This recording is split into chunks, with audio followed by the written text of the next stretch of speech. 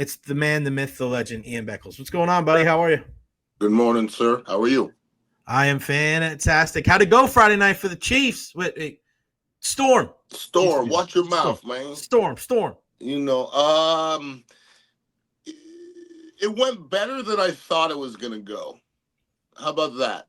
It wasn't Nice. pretty, though. I ain't gonna lie. Not pretty. Oh no. It wasn't pretty. Don't. And we played Wharton. It's a preseason game, so it doesn't count. We played Wharton last year. They beat us almost the same way, and we ended up winning 7 games, and then they won 1. So Wow. it almost happened the same way. I think if we play Wharton at the end of the year, we can beat them. Mm-hmm. But it was to the point where you can't fake football, and I changed centers the day before the game because my one center couldn't get the ball back there. And we're losing 14-0 at halftime, and it was because of 2 bad snap touchdowns on defense. So, Wow. it was one of those things that it wasn't pretty. I didn't expect it to be pretty, but it wasn't anything that we couldn't take care of, and I think we're going to be all right. All right, that's good. Of course, the Buccaneers, Saturday night. I know you put so much stock in the preseason games. I'm kidding. But you go up and you win a game in Pittsburgh. You put yourself in a position. One thing I did like was that it seemed like Todd Bowles had an idea with the clock down the stretch. So that guy that they brought in to help him with the clock, I mean, maybe that's something you could take away from the preseason. Chase McLaughlin kicks the field goal. The Buccaneers win. It is what it is. Before we talk Bucs, I want to ask you this because the Bucs play the Bills coming up this weekend. The Bills got beat 38-0 by Chicago the other night. Good. Does that matter? Does that kind of thing matter? Because I know you and I talk about it's not always about the results in the preseason, but when you lose like that and literally nothing goes right, what can you take from that versus just a game where it's kind of like, yeah, it's a 17-14, it's a 21-17. Are those the games? And I know you say this a lot. I can't really take much from the preseason, but when everything goes wrong, can you take something from that? Well, the coaches will tell you before the preseason game, they really don't care who wins the game. Mm-hmm. I didn't tell you they're not going to put foots in asses if you lose 38-0 because coaches they're not wound up like that. They don't like to be made look bad. When you lose 38-0, it looks like your team's not prepared, so it's going to fall on them. You can lose 38-0 or win 20-17, and the coaches may have the same sentiments. It all depends on how the starters looked, okay? Right. If the starters, the first 2 drives, drove the ball down the field offensively, and there was some misfortunate thing happened, they fumbled, they'll still be all right, okay? Mm-hmm. If you win 17-14, the starters went 3 and out, 4 straight, drives, they're going to be pissed. So, the result doesn't matter. That being said, if you lose 38-0, their coach is going to be a little more puckered up, and the coaches like to be puckered up. And they like to challenge their players, and they're going to go in the next game and go, the starters, it's go town, guys. If the starters play, I don't know if they're going to play. If they do, they're going to be evaluated, and they're going to be maybe have a little bit more pressure, but that's life, man. That pressure in football, they're synonymous. Teddy Bridgewater gets the start over Kyle Trask. Jason Light says on the pregame show, and also Todd Bowles after the game says this isn't a demotion for Kyle Trask, but what do you make of, just regardless of how they played, what do you make of Teddy Bridgewater getting the nod over Kyle Trask in the second preseason game? Big deal? No big deal? Well, coaches and GMs are going to say things to make the organization feel comfortable. I'm going to ask you, Jay, if you have to bet your house on a game, do you want Teddy Bridgewater or Kyle Trask to start? Teddy, easy. Okay. What do you think they want? Yeah, exactly. Okay, so to say that has nothing to do with Kyle Trask is a bold-faced lie. Right. Okay, it just is.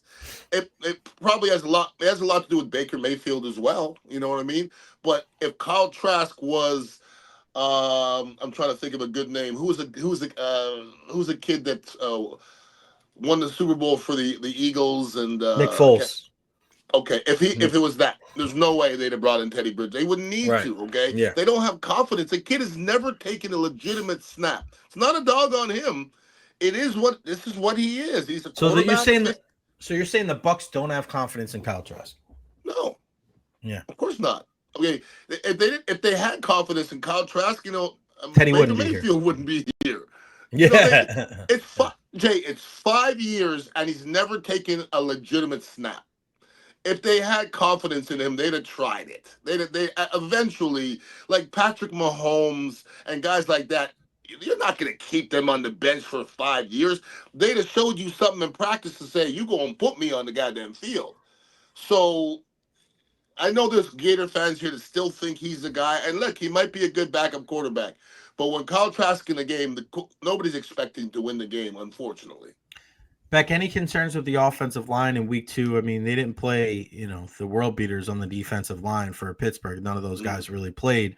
And listen, didn't run the footballs. It just didn't look cohesive. Barton didn't look good. He turned around a couple of times. Yep. Is this one of those things where you look at the offensive line like, hey, you're gonna what are they talking about today as they're watching tape, that offensive line? They're probably catching it. Let's see, if you have 41 yards rushing and you're telling everybody you're a rushing football team, that's embarrassing. Okay, right. Rushing football teams rush the ball against anybody. That being said, I played against the Steelers numerous times, and I'll be damned if we ever ran the football against the Steelers. The Steelers were a bitch to run the football against. To have a backup left tackle against the Steelers in any situation is tough. Barton's made look bad because you could ask Tony Mayberry, playing against the Steelers with that 2-gap nose guard who's usually a beast is just a hard place to be. And the fortunate part is nobody else plays like that. Like the Steelers play like this odd style of defense that really very few teams play. And ironically, I think the Bills might be one of the other teams that do it. So whatever they did wrong against this, 3-4 defense, they better figure it out real quick. Yeah, no doubt about it. And, looking at what happened in the game, and I really like, and I know it's 2 preseason games, but I just seem like the guys have more of a nose for the football. The guys that they brought in, whether it's Kendall Vildor as a guy from Detroit, or drafting Benjamin Morrison or Jacob Parrish or even Zion McCollum, right? And Antonio Greer, like how important is that going to be this year when it comes to Todd Bowles and taking the football away? I think it's just I don't want to say a miracle, but I think it's pretty crazy that we haven't even seen like a full-blown Todd Bowles defense in a couple of years, and this team has won the division every year. How good can this team be if we get a fraction of what we saw like in 2020 when Todd Bowles was able to do his thing and that team won the Super Bowl?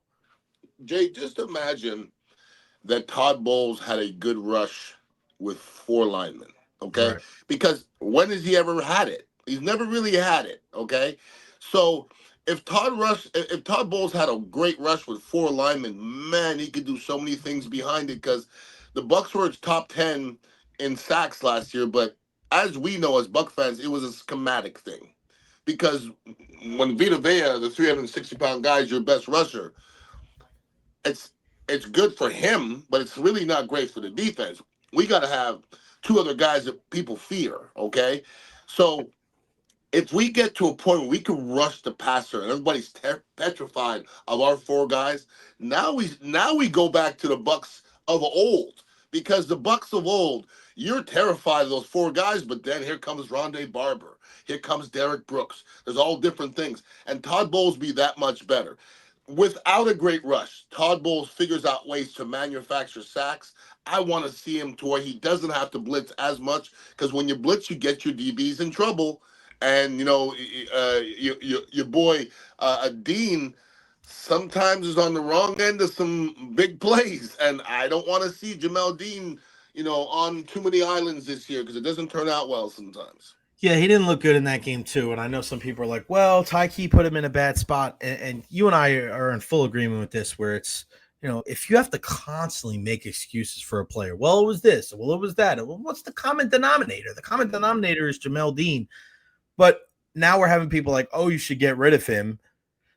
I don't know if they can get rid of him, right? Like, Beck, tell people why. Even if he's not a starter, even if Morrison outplays him and eventually like Dean's a backup, like he's still a body that you're going to need, because it's a long freaking season. All you got to know how valuable the player is, put him on the market and see what happens. Mm-hmm. If they put Jamal Dean on the market, there'll be a dozen teams that want him at least, because you can't have too many cover guys. You can't have too many rushers. You can't. We don't need him. We don't need that many. We don't need any more pass rushers. Has never been said. We don't need any more corner, cover guys. Has never been said, especially these days when you got 5 wide out there often. Boy, if you have 3 good corners and 2 crappy corners, they're going to find out where the crappy corners are. Right. So Jamal Dean, you want to get rid of him? Jamal Dean is a legitimate NFL cornerback, regardless what you say. Is he on the wrong end of a lot of plays? Yes, 100%. I think his hips are stiff, and I never heard the coaches say it, but he's physical, but he doesn't open up his hips as well as a lot of other defensive backs. But if you're asking me if he's a legitimate NFL cornerback, yes, he definitely is.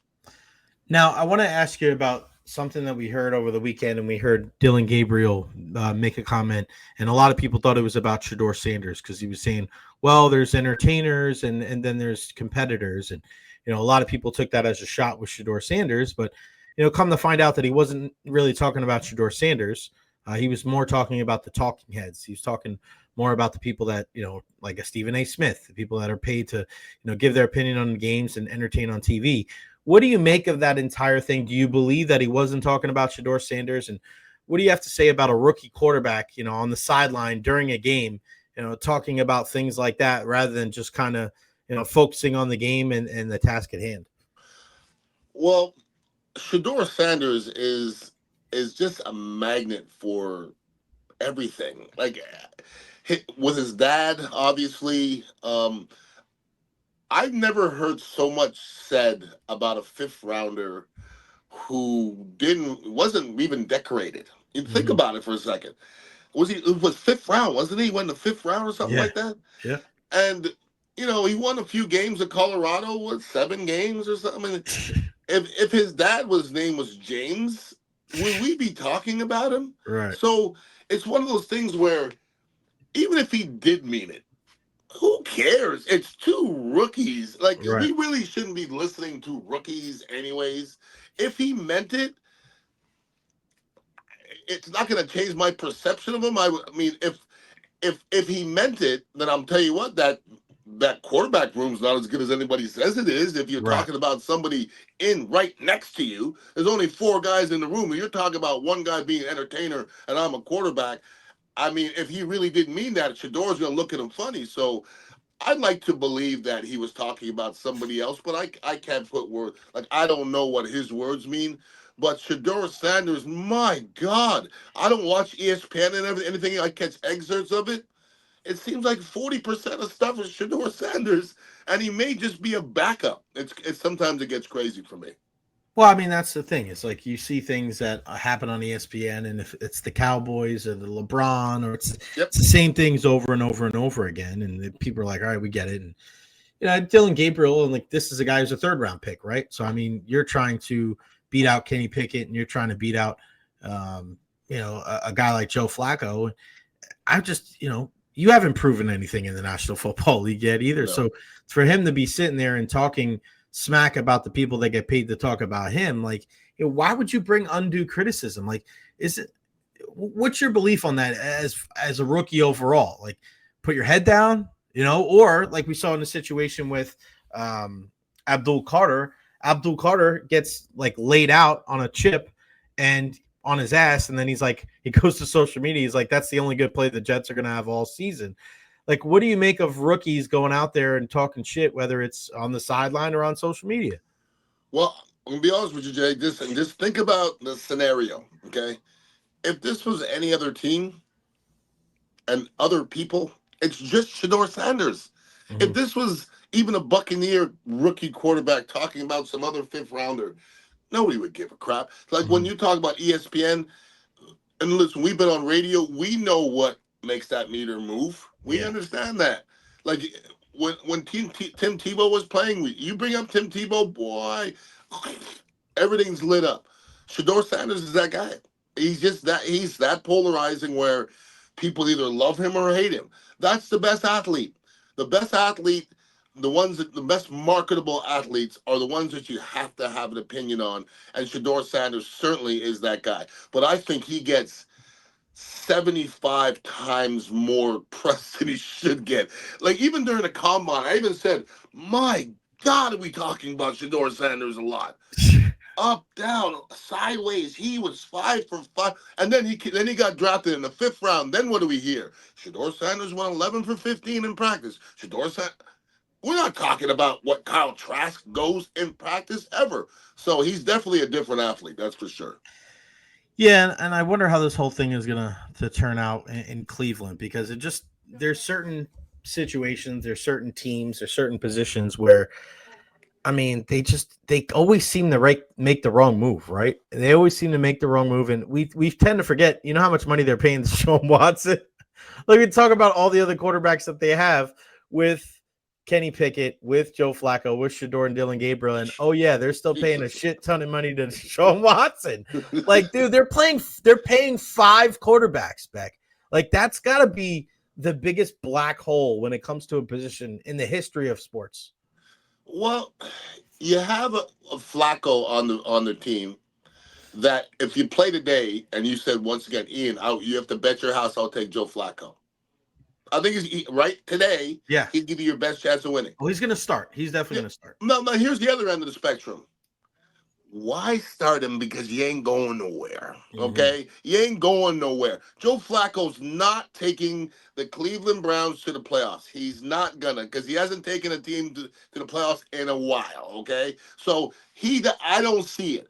If that's the case, put one of them young kids in and let them get their heads split open and learn how to play football. Let them do it.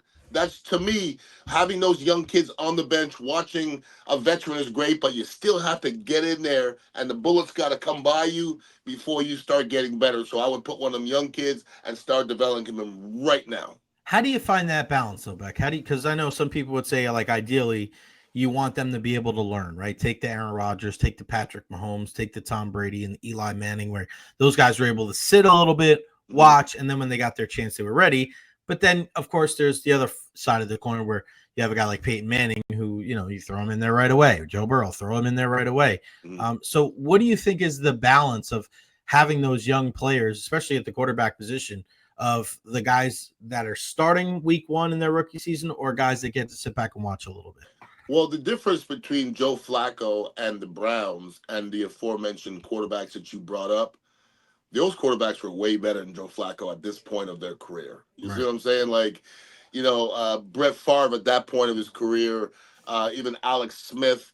When he was still in the peak of his career, Joe Flacco was at the back end. He'd been at the back end for about 5 years, okay? Yeah. So I think it's a different situation. I think those other teams were also good teams too. Yeah. Like, the Browns aren't really a good team, so if they say Joe Flacco starts 13 games this year and the Browns win 6 games, what'd you do? You didn't do nothing. But if Shadour or the Gabriel kid, they start and you win 6 games, and then you're like, okay, now we have somewhere to build. But you win 6 games and you flip and you go to another quarterback, you got to start from scratch. So to me, I'd rather start earlier than later. Buccaneers, as far as who they play on Saturday night, would you want them to play their starter Saturday night or no? Would I want them to? Yes. But I don't count because my mentality is so archaic and antiquated that I believe, like, why? Okay, Now, why would you play them? Because I think some people, especially when you look at what just happened with Jalen McMillan taking that big injury, and you're looking at Baker, Mike, and Levante ain't playing anyway. So, right? I mean, I guess compared to like what you would do, and also in the situation of maybe what they should do. Sure. Here's the difference, okay? We just had a preseason game with Chambo, right? I even told the players to go, you dropped your nuts today. Because they found themselves in places they'd never been before. Some of my linemen have never played before. Wow. So now they're in their 4th quarter and they feel like they're dying. And the coach was like, take so-and-so out, take so-and-so out. He's tired. I go, he's fine. He's fine. He won't die. You need that, okay? Yeah. Because this offensive line, I haven't seen them together yet. It's 190 degrees. Yeah. In that first game, when the first home game, they're going to die. Mm-hmm. They're going to die. Because there's no way to simulate adrenaline. And you're going to go from 5 plays offensively to 65 plays offensively. And they're going to bonk. That's just because we used to play a substantial amount of preseason. And then when the season started, that first game, second game, third game, man, you are not in football shape. And I couldn't imagine what football shape these guys are in because they didn't do anything in the preseason. Right. But then again, I'm an old head. So how do you balance that out with the injuries, Beck? Like when you see a guy go down in preseason and you're I like, know. why are they even playing these? Well, I don't know if there's a right answer to that, Jay, because I believe when somebody goes in and gets hurt in preseason, everybody says, well, why is he in there? Now, when they don't play in preseason and they go in the first game and they get hurt, what do they say? You didn't get enough playing time in the preseason. So there's no equation. I just think these players are going into the regular season and they're not tenderized, okay? They haven't taken enough licks. That's why you're seeing a lot of no contact knees and all kind of stuff like that. Their bodies aren't used to all this violence. And once again, you can't simulate violence, brother, not game violence. It's got to be the hardest sport to do that too, right? Like, because like for hockey, you can play, and obviously the intensity is not ratcheted up like an NHL playoff game, but because of how every football play starts with that car crash with the at the line of scrimmage, it's impossible to like tone it down unless you're playing flag. Like in football, you can't half-ass it, right? Like that's I look at a situation like that, and it's just I don't know if they'll ever get to a point where that they're all right, let's go 40%. You can't do that in football. Like there'll be even more injuries then. Correct. And you can simulate most sports, most parts of most sports. Like you could go to your backyard and play basketball and be the same. Okay. Baseball pitching and catch, you could do it. It's not hard. Yeah. Now watch this. Even in football, a wide receiver and a DB could go on the field, and really it's not much different other than the pads. It's not that much different. So, other than the adrenaline, it's pretty much the same. Once you get in the trenches, it's completely different. Like I don't care how many sleds you pushed. I don't care how many weights you lifted. Once that you're in the trenches and you get a 300-pound man leaning on you, pushing on you, or I'm leaning on a 320-pound man, it's just not something that you can do and be ready for. It's just, and a lot of my kids saw it for the first time on Friday, and they're going to be better for it. Like I want to see more of Heck, and I want to see more of Barton out there when the bullets are flying, because it didn't look that great the other day, to be honest with you. What is Richard Batman Wood helping you guys out too? No, not that I know of. No, Ian, is that Nathan Elliott? Wait, Ian, is that Chamberlain with Richard Wood? Am I reading that correct? No, he's not. No, it's Chad Wood. Chad Wood is our head coach, is our trusty head Any coach. relation? No, definitely not. No, definitely not. How many coaches you got on the coaching staff? We got a few this year. Last year we had two, and this year we have probably about five guys out there. We got a defensive coordinator this year that's doing a great job. So we actually have people in the right positions. Nice. And we got some people out there helping. I even have an assistant offensive line coach. So we big time now, Dal, for real. Wow. Yeah. You guys have any assistant water boy positions available? I think you got your hands full, bro. You're good. Yeah, I got 3 teams I'm coaching now. So, oh my God, it's gonna be a lot, man. It's gonna be a lot. When's the opener?